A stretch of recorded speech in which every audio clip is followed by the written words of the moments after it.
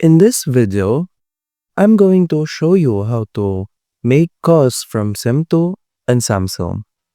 By doing this, we are setting specific SIM, which is SIM2, responsible for making calls. To do this, simply navigate to Settings application. In Settings application, locate the section for Connections. In Connections, go to SIM Manager. In this section, this will provide you various ways on how to modify your SIM based on your preference. To make calls from SIM2, simply navigate to Calls. After clicking on Calls, this will ask you an option whether to use SIM1, SIM2, or ask always when making calls.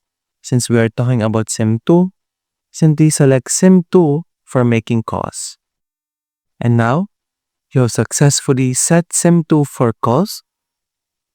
And that's about it. That's how to make calls from SIM2 on Samsung.